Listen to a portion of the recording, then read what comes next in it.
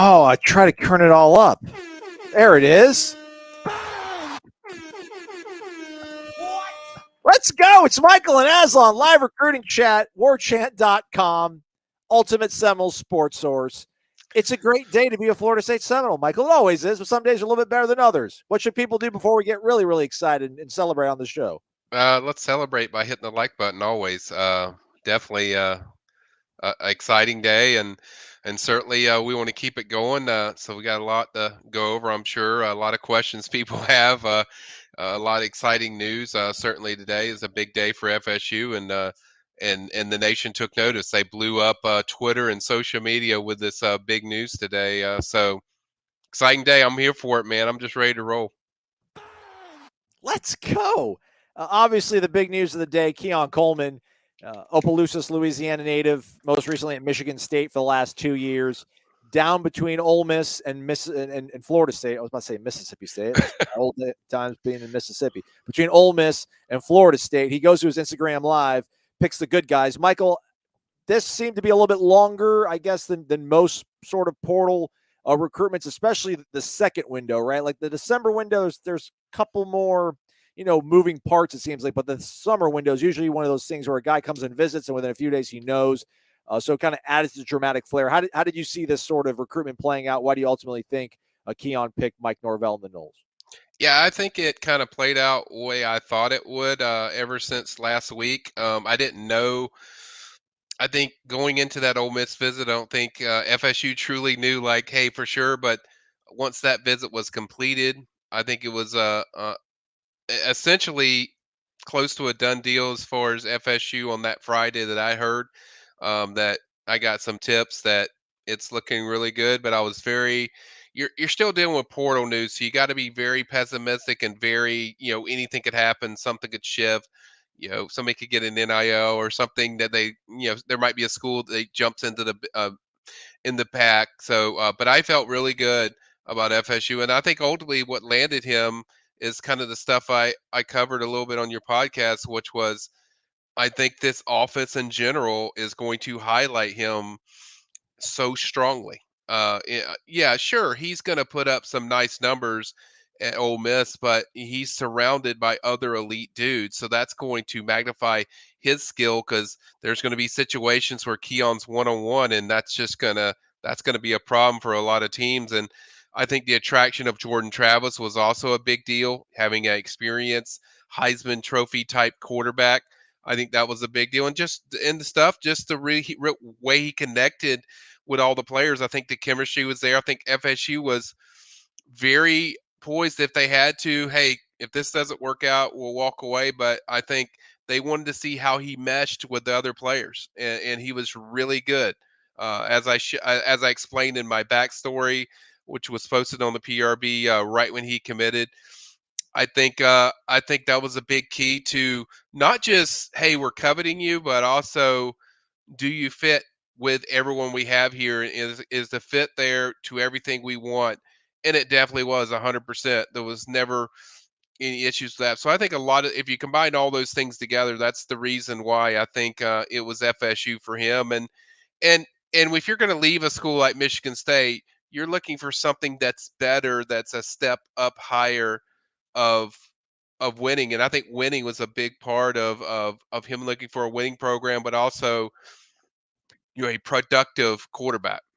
And at the same time, also being around coaches that you trust a lot. We know he's close with Yak, Coach Johnson, but building that connection, I think, with Norvell, feeling really comfortable about him, feeling really comfortable about one, the way he's going to be utilized, and two, just the way he's going to be treated there. I think really you combine all these things together. I think FSU just nailed everything. How good is this offense going to be, Michael? I know you're more concerned with roster configuration, building teams, man. But what is it? Whew. How do you defend them? How do you do it?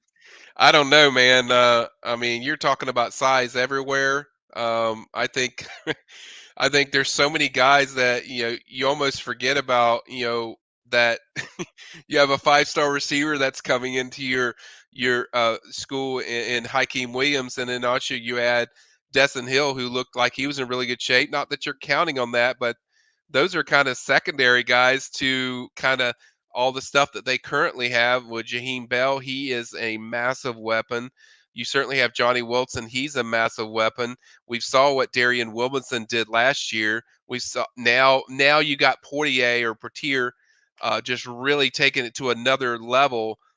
This group is ridiculous. I don't know how you cover them because there's so much size. I mean, you have so many 6'3", 6'4" guys that I'm glad I'm not a defensive coordinator because it's going to be hell for teams to deal with. I mean, it's going to be pure heck. And then you're dealing with Keon, who just is a matchup nightmare as far as both what he does in and out of routes, but also just the way he high points the ball. I mean, he is just he has a certain characteristic that they have a few guys like Johnny can go up and get the ball, but physically having a guy physically that he does what he does, Keon's just special, and that's going to add a lot of problems to a lot of defensive coordinators trying to play FSU this year. It's more explosive. This is more like dynamic. It's more twitchy. It's more violent with him. I mean, like Johnny just overwhelms you with size and physicality, just the way he can body you up. But like Keon Coleman's going to flash. This is incredible, man. It just physically so big. Like I can't explain to people how massive this kid is for a receiver. He has got a lot of meat on the bones and a lot of physicality to his game, but he also has nice wheels. Even for a guy that big, he moves pretty well. So and I've talked about the high point in the ball. He's really good. His hands are tremendous. So he's gonna, man, that's man, they got a big Christmas present with Keon today to the staff. I mean, I think it really completes your offense when you look at top to bottom. Replenish the offense line. You address the tight end room. You have so many talented running backs. I mean, they're probably going to run like 4 or 5 out there this year, maybe 6. Running backs that they could play. So I would not want to play against this offense. This is going to be a very exciting offense to watch throughout the year. I mean, you've mentioned this throughout the recruitment in the portal, especially obviously. Michael and Christopher Townsend asked, any chance we get him for 2 years, or is he a one and done? I'd probably say, I mean, going on paper, I'd probably say one and done if I was picking. You think just so? Okay. Because he's so, physically gifted that you already saw what he could do at a place like Michigan State. And there's no slight against Michigan State, but they don't have near the talent that FSU has. So the production's probably going to be even higher than that. Maybe not stat-wise, yardage-wise, but production, big plays. I think there's going to be more big plays. So if there's me, I would say 1 year just on what I've seen on the talent. When I've had the pleasure of watching Keon a lot. So one of my good friends is a Michigan grad, so I watch a lot of Michigan State and Michigan games. So I saw a lot of him throughout the year, and this guy is really elite. So could he come back? Yeah, it's a possibility. But if you're asking my gut feeling on paper, I would say 1 year. That's a huge jump. I mean, look at his freshman year. He gets 9 targets, 7 catches, and then he goes to 88 targets, 58 catches, nearly 800 yards. So, I mean, if he has that kind of exponential growth, for sure he's gone. But I think in Michigan State it was such a focal part of their offense and their attack. And I know you mentioned the yards might not be there, but the production in terms of having some explosive plays that maybe put on film. I just wonder, like, if you do another 45 catches for 706, is that enough to leave and be a first day pick? Obviously that's where you want to be, but would you be a second round, third round picker if you come back, stack like 1,000-yard season on top of that? Because Mike Norvell's had that. We talk about how much they're so run first, but he's had some receivers that had really big yards at Memphis, and now he's got some guys. So I guess I'm just being pessimistic on it. Yeah, that's fine. Just on paper, just how explosive he is, and I think the other guys are going to open up him. So I just think like you're going to have bigger plays, more film for NFL draft people to watch, and that's just kind of my take going into the season. But hey, anything can happen. He could certainly come back and play 2 years there. Let's go, James B. Oh my gosh.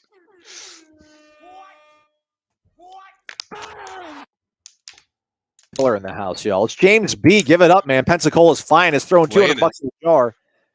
James B. He's laying it down. He's challenging you, Ray. So Oh, you look at James B going in there. I like it. I like we're it. all we're all Appreciate family. it, We're man. all No family. competition, but Yeah. just I really appreciate it. Thanks, James, so much. And yeah, it was a really big day. And yeah, it is freaky how consistent he is on the 50-50 balls. I think on threes, JD Pickle had a really good breakdown of what this meant for FSU, and I think he he pointed it perfectly. If you watch Keon, it's not 50-50 balls, it's Keon's ball. Because usually when he goes up, he's getting it.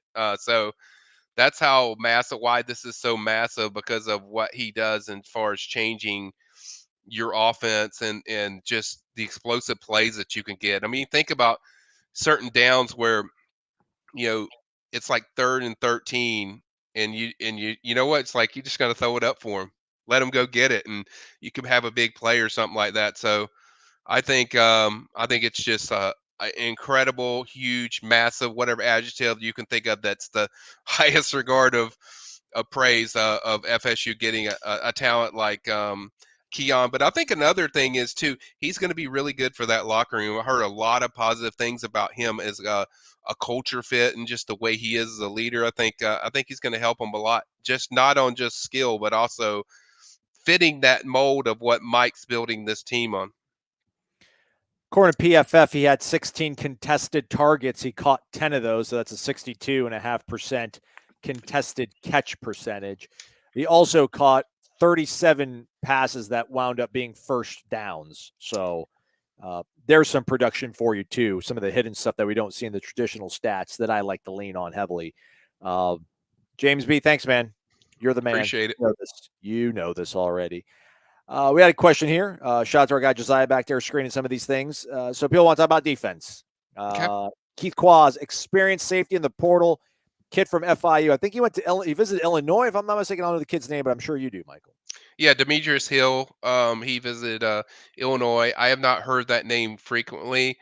I would say the name that I've heard the most frequently, guys, is from Georgia Southern, Antavius Lane.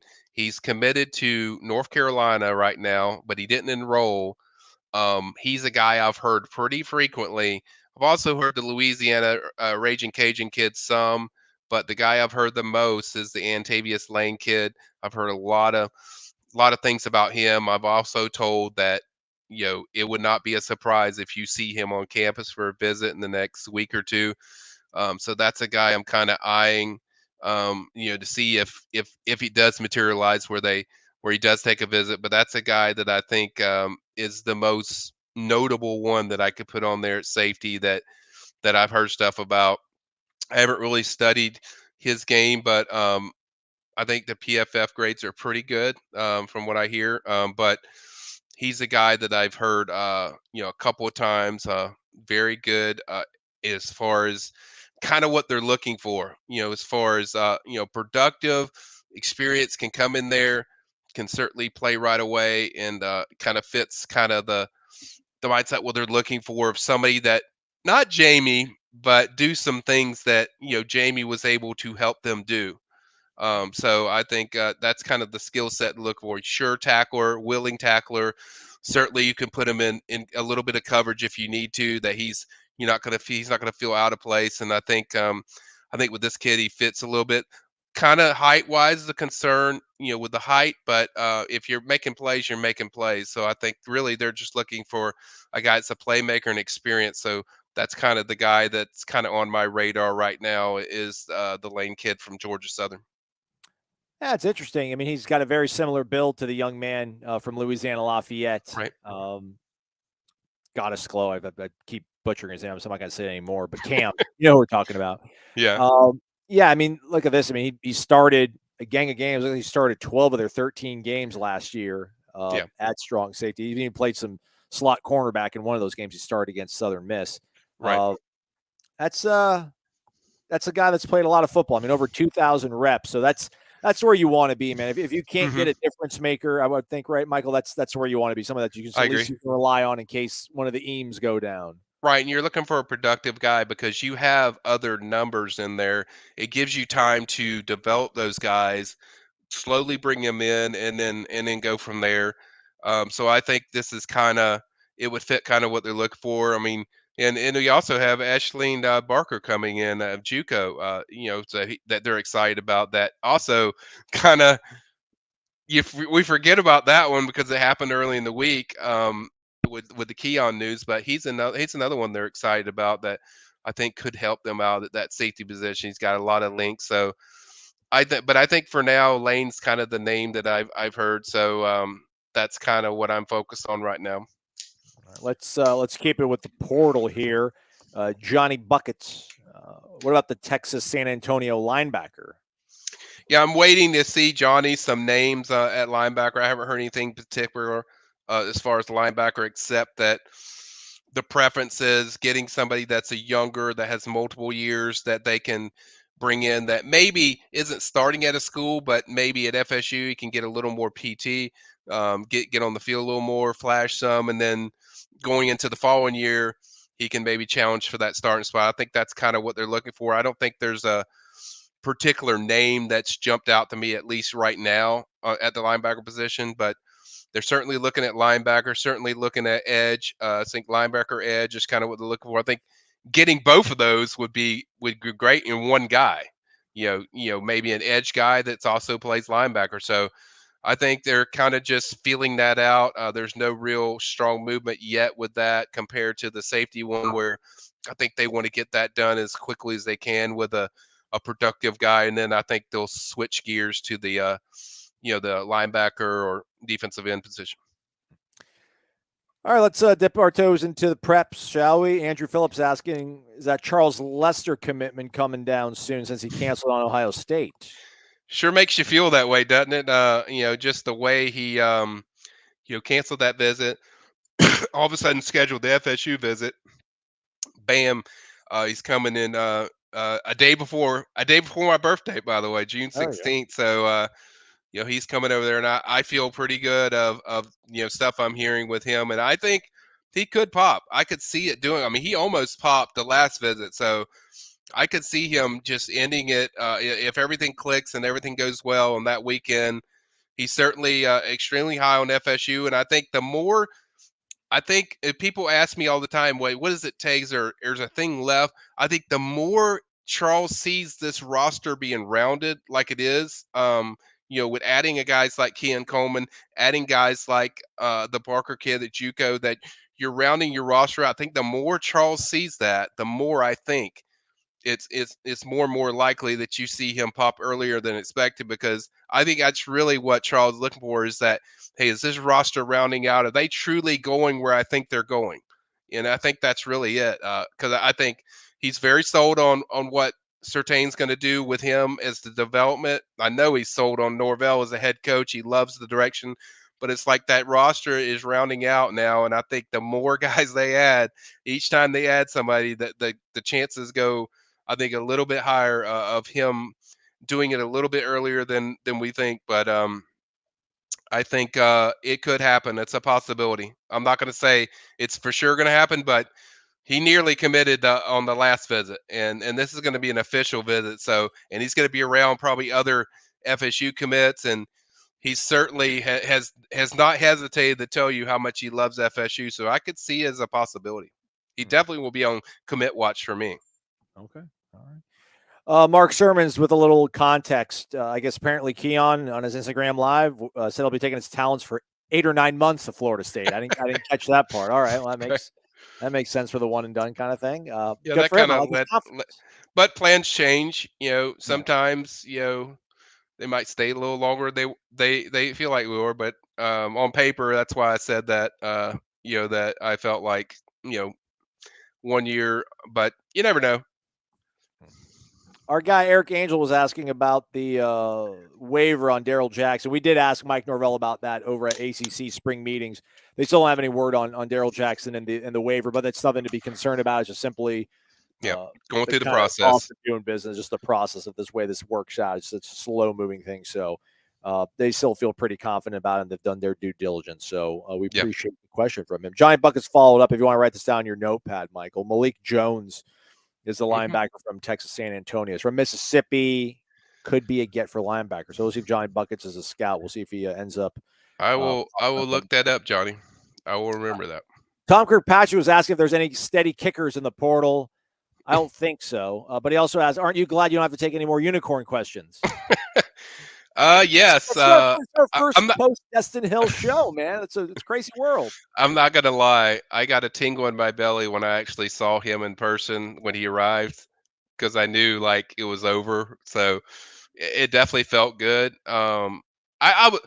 I was more happy for him. Like, but obviously I was relieved not to have to keep covering something we've covered for 2 years. But I was excited for Destin. It was I mean, I've said it many times.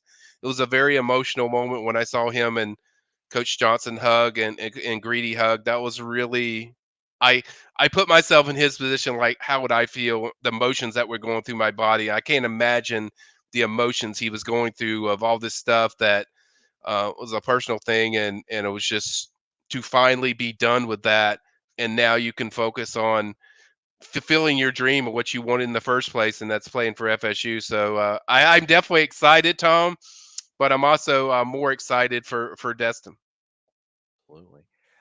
Eric Angel follows up with, how good is this junior college safety, Michael? Yeah, Aslan Barker, we've touched on him many times. He has a skill that they don't have a lot of in their secondary, which is range and lengthy, and he can cover a lot of ground. And passing windows are tough on him because he's so long. What I like the best is just what he does in space. Really good tackler in space. I like what he does when it's vertical. Now there's things that they'll have to clean up with when he gets in the deep coverage and going on deep routes where people have to you have to cover the guy a little bit longer than what he's used to. But I think patrolling the field and being in position in space, that's something he's pretty good at, especially in tackling. So I think he's pretty good, Eric. I mean, I'm not going to guarantee that he's going to be like playing a certain amount of spots or a certain amount of time, but I think he will definitely help them. I think he's definitely a player that they will count on and lean on. It certainly will help that secondary with bring in some characteristics and skills that they don't have. And I think it's a great take of there's really no risk involved in doing it. And like I said, he's really good against the run, and I think really good in space when you have him in bubble screens and you have him in just one-on-one in the middle of the field. I think he can do that. It's just the deeper routes that he kind of struggles with. Justice Mountain, strong name, man. Dollar bills, y'all. Hussey, by the way, thanks for the $2. Appreciate you, Justice. Conrad Hussey looks pro in new picks. Do you see impact? He's a dog. He's a dog, Justice. But he's also a true freshman that's coming in the summer. So that's we're gonna have to see how fast he can pick up stuff. Now he's coming from a school that really prepares their kids well in St. Thomas Aquinas. I mean, their kids are very well coached, technique, and all that stuff. But it really just depends on his growth and how fast he picks things up and how things slow down for Conrad. He is an elite pass defender. He is elite. I mean, he is very good. So yeah, I think he'll play, but how much is really going to depend. Got to see what his body's like when he gets there to FSU. Just how much growth there can be in the nutrition program and just strength and conditioning program, and see if he's ready to play immediately in that level. I think he will contribute, but how much is really kind of going to depend on just his growth and how fast things are picked up.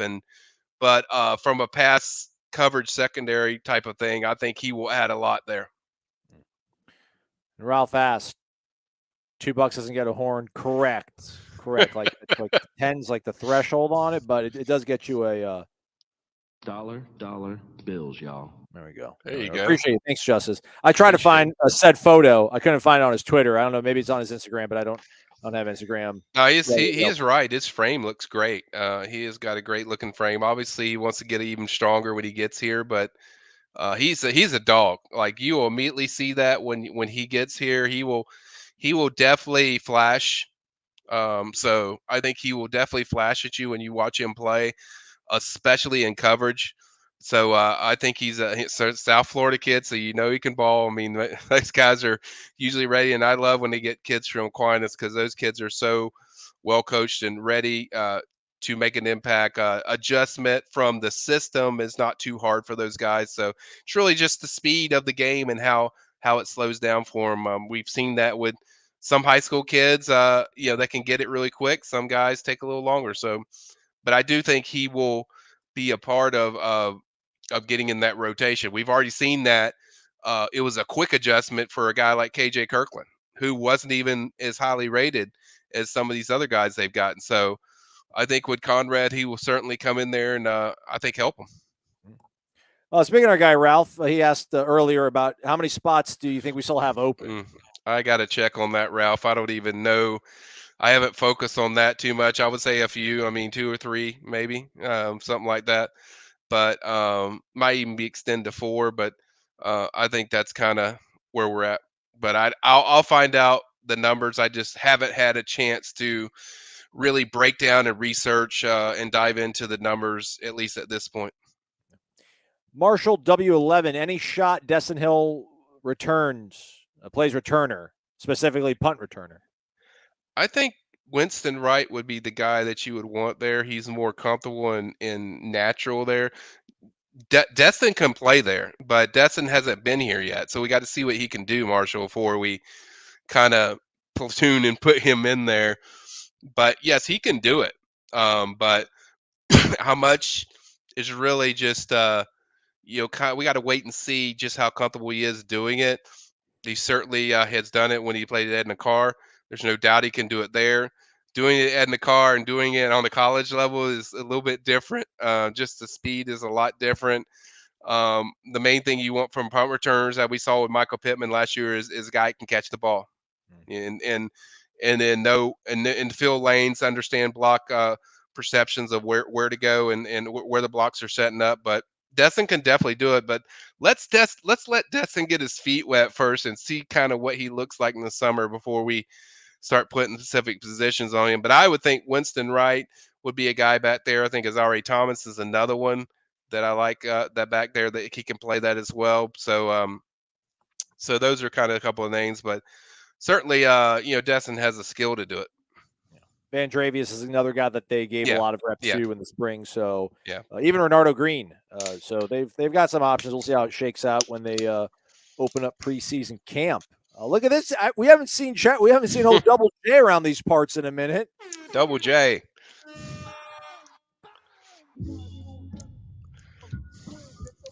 Dollar bills, y'all. What?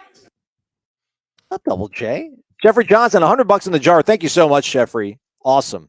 You got to give him the horns. I thought I did. One more. There you go. I'm just excited I get to see you guys in Orlando. I cannot wait to see what those wide receivers do and also the defense. I think we can win all of our games if we stay healthy. Let's bleeping go. 9 fire emojis? 7 fire emojis. 7. All right. He's tempering his expectations. I like it. This is I was talking to Corey about it on the podcast I'll drop tomorrow. Michael, is just like if you're a Florida State fan now, like you're back to being almost like hunted. Like Florida State obviously got all the blue chip guys, in the early 2000s coming off those runs of playing for the national title 3 years in a row.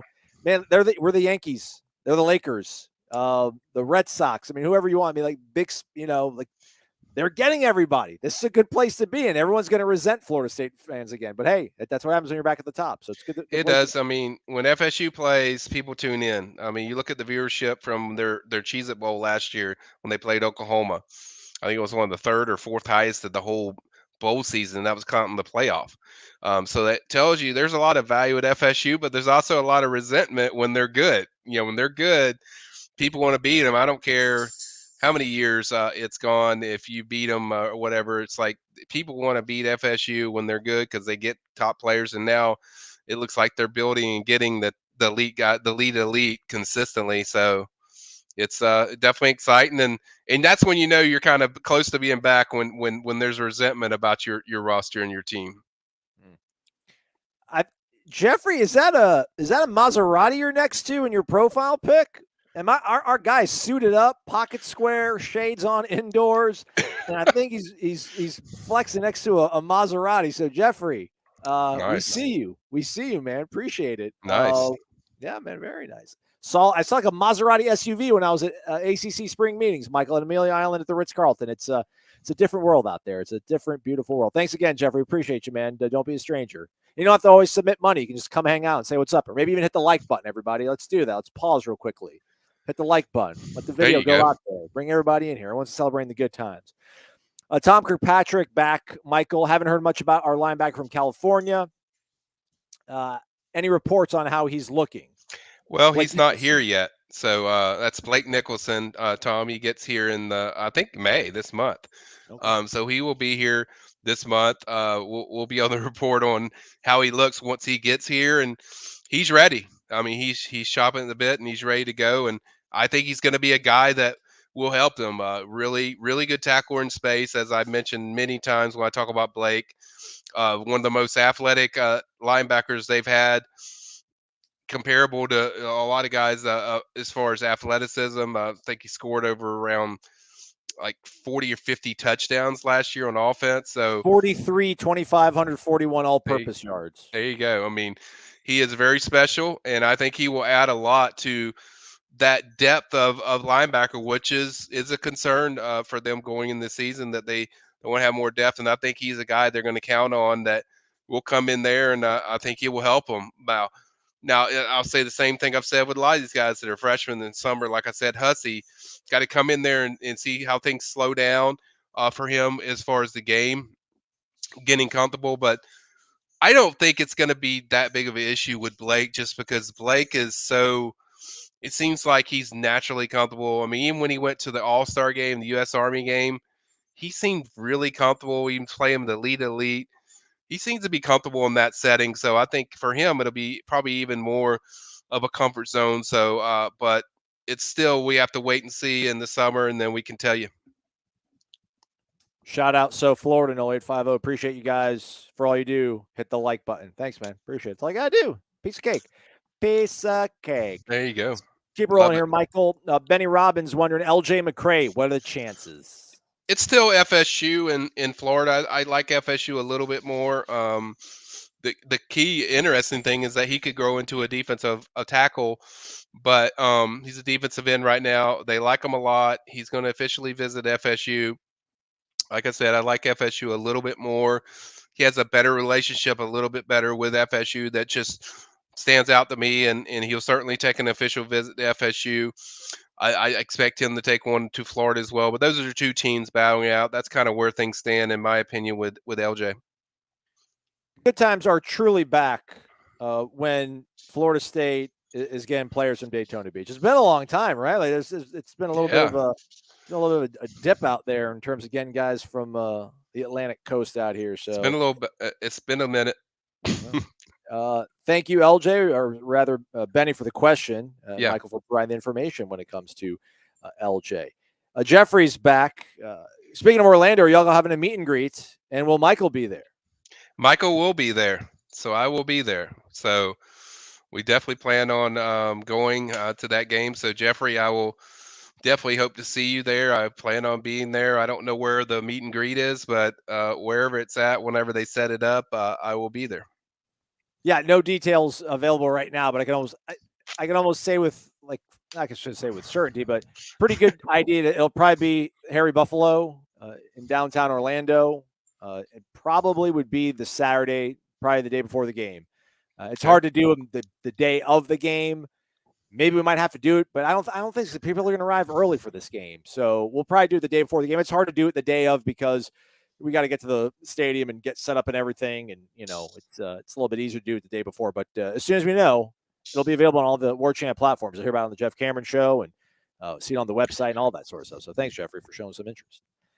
Justin Polk is here. Let's go! What?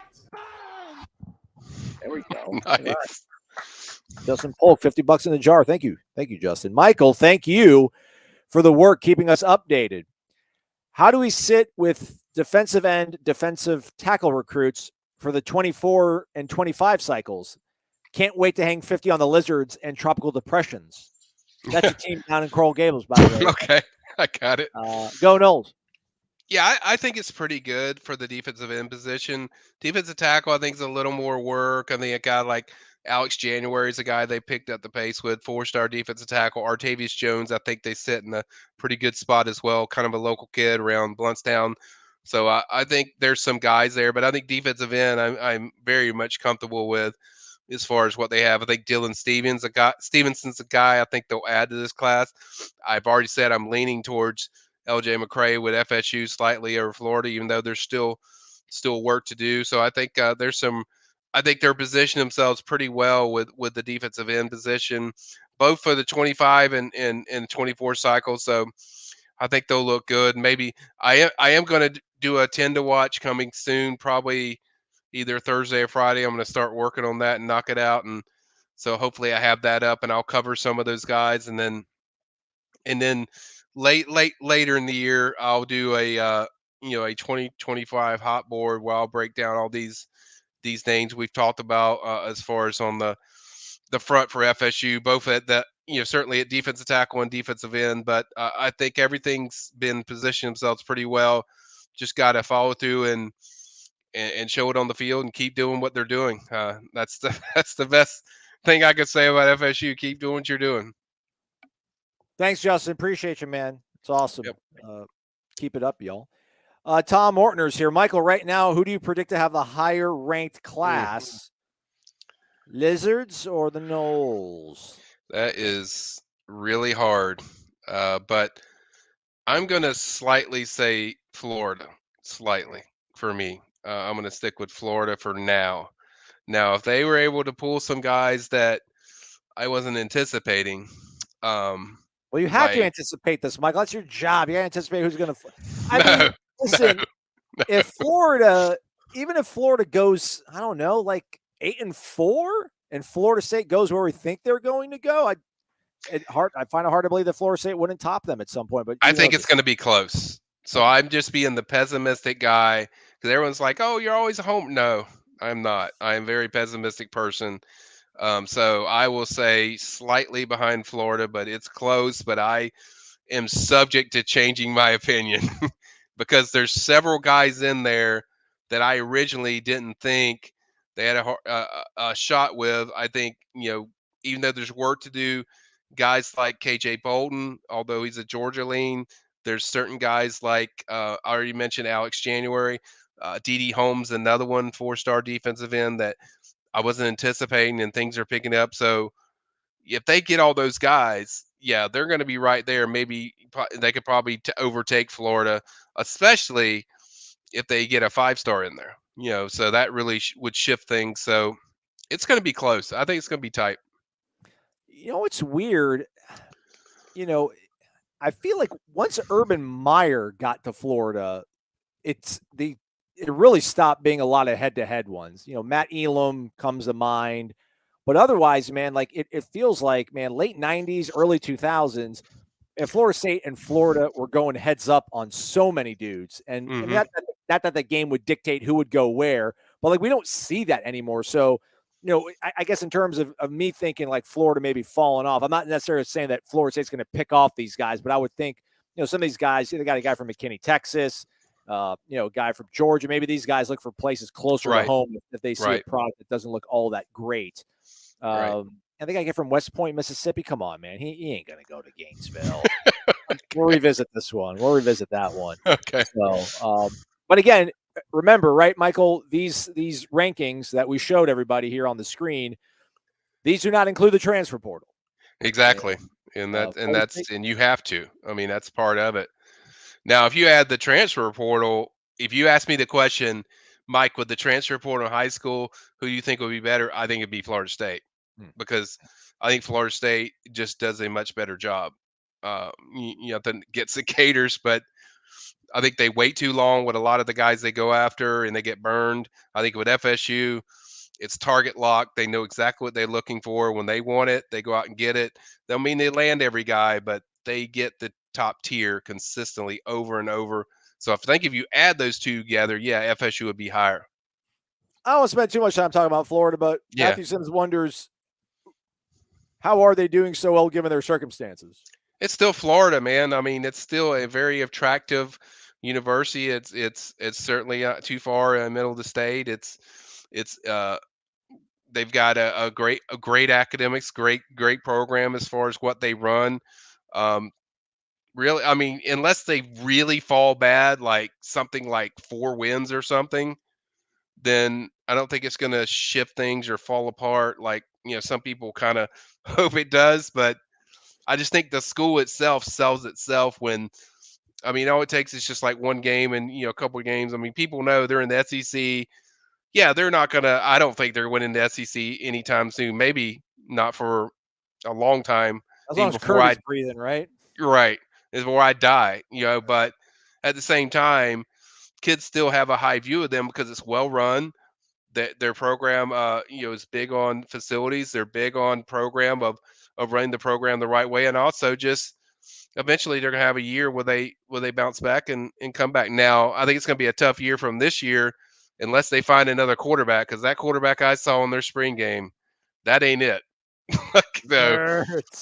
so unless Hurts. that improves, it's could be a tough year as far as that. But I still think they got talent and they get players and they recruit well because they're Florida, just like FSU recruits because they're FSU. I think you use that in the same argument that you can't just say FSU gets guys because they're FSU and not say the same thing about Florida. So I think that's part of it. But now if they lose like they go 4-8, then hey, that's a problem. Hate to see it. Hate to see it. Shout out to our guy in the Villages, Wes, saying that it won't be at the Harry Buffalo. The owner of the building did not renew their lease. Oh, They've closed their doors already. I did not know this. I haven't nice. corroborated, but no reason to think that Wes would not tell us the truth. Pensacola Packbuster, Michael, wonders about JUCO Trader. Is that what we call him? I don't know if that's Josiah. I just call him Joe. I just call him JoJo. All right. Shout out. Let us know, JoJo. Any true shot with anything, Michael? I think it's a true shot. I think it's a solid shot. They're going to get an official visit. It is 50-50 with Miami, probably a little bit more towards Miami, but it's definitely in the margin of error, and FSU is certainly right there. And I think a big thing for him is the season. I think if Miami lays a donkey egg like they did last year, I think FSU will pass them more than likely. I think there's a good chance they could, because kids want to see a belief in something with the program. And if it falls apart like it did last year, I think that's going to be a warning sign. And I think if FSU does what they're supposed to do on the field, that's going to be just so attractive to JoJo. And I think it's going to shoot FSU past them. But we'll have to see. We'll see what Miami does and how FSU looks. But yeah, definitely they're very much in that picture, Pensacola. Terry Vaughn, Christian Clark. He'd be great to add to the running back room. Chances? He would, but Texas looks like they're in the best position there from what I hear. So there's work to do. Obviously, there's ties. His uncle is Kenny Felder, who played at FSU baseball, Niceville. I think Christian's from that Niceville area, so there is a lot of ties.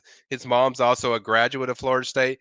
Sometimes that benefits you. Sometimes it's kind of, hey, I want to do something different, in college. So I think Texas certainly does well with running backs. I think Texas is the leader as far as I'm concerned, but FSU is right there behind them.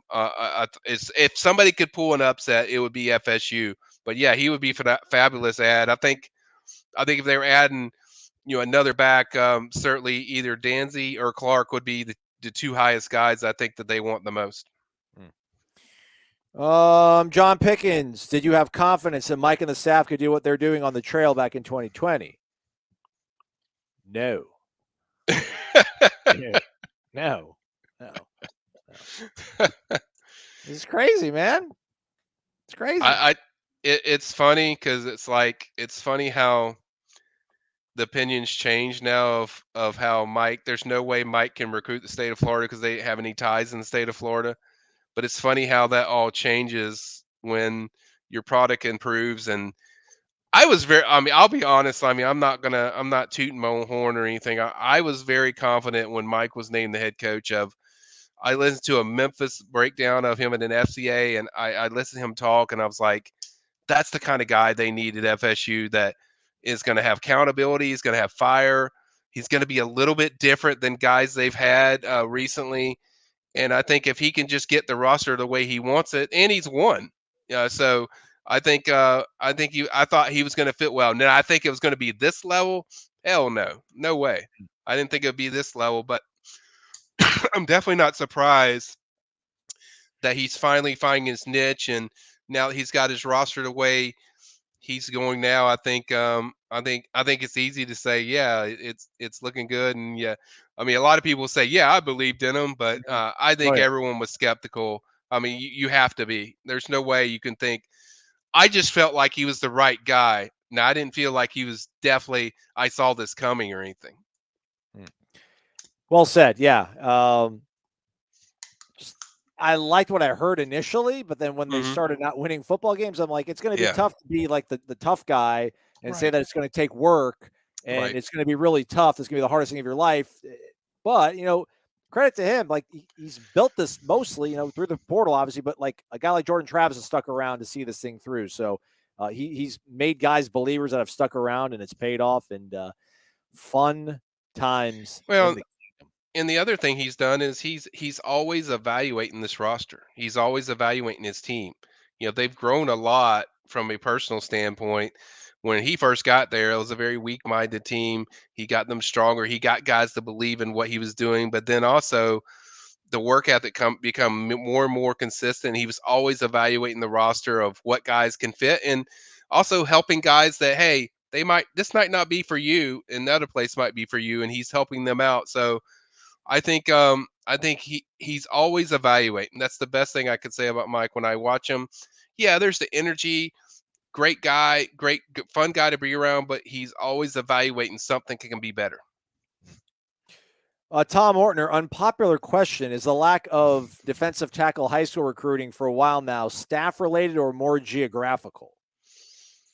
I mean, real quick, by the way, Michael, is that even really a thing anymore? Like, it used to be a big deal. I was like, who's got Dade County? Who's got Polk County? Who's got the DMV? Like, I feel like at this point, it's like, all right, that's the position group. I mean, that guy goes after him mostly, but I don't know. You can offer, obviously, your insight into this.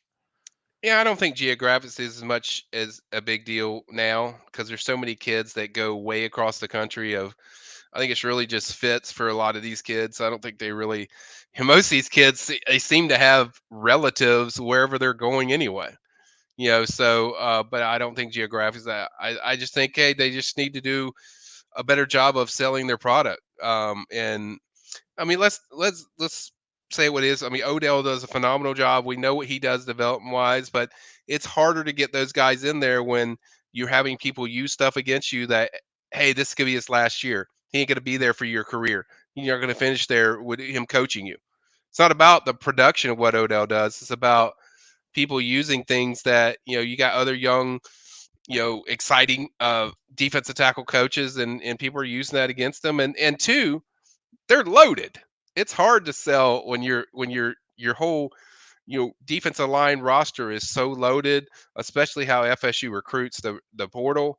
It makes it difficult to the portal recruiting gets in the way. So maybe you're sacrificing a little bit with high school, but you're also adding from the portal. It's like, would you rather have Daryl Jackson, Brandon Fiskey, or would you rather have a 4-star defensive tackle? I think you'd probably rather have Fiskey and probably Jackson. So I think it's just you got to balance it out. But yes, it does need to be better as far as what they're getting and the options they need to have on high school. But it's kind of a catch-22 that you can't do everything at once.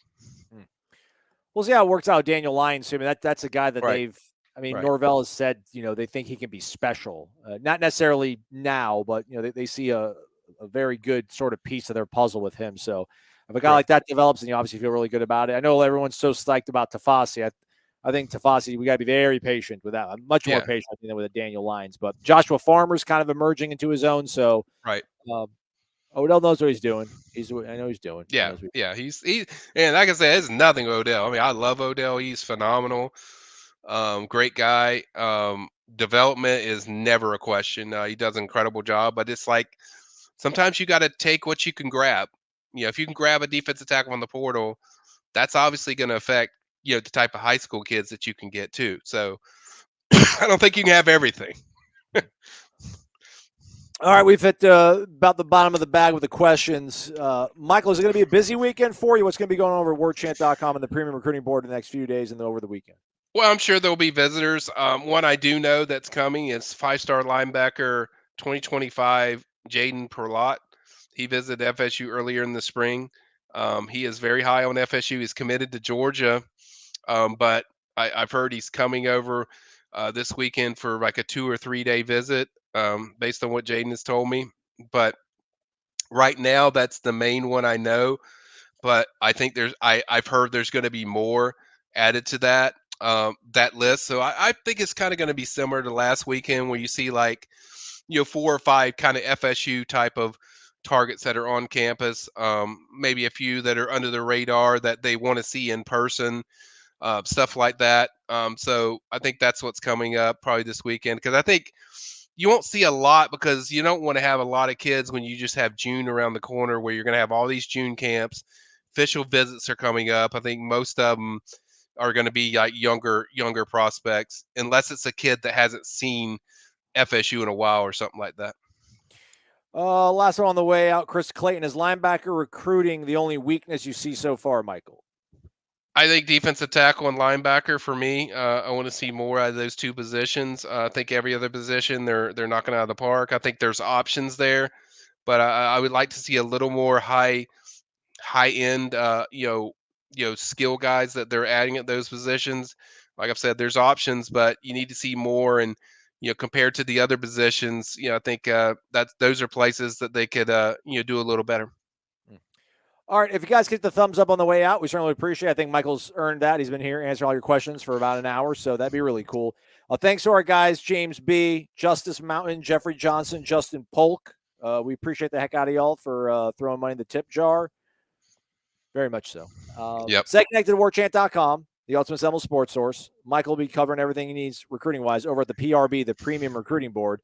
So head over there. Thanks to our guy Josiah in the back for popping up the questions too. Absolutely. We might take next week off. We might do a live wake-up on Wednesdays, but just folks, so you know, like Wednesdays are pretty much always going to have some sort of live component, whether it's Michael and myself or Corey and myself. So subscribe so you'll know what's going on. YouTube, totally free, underneath Michael. Michael, thanks for doing this, man. We appreciate you.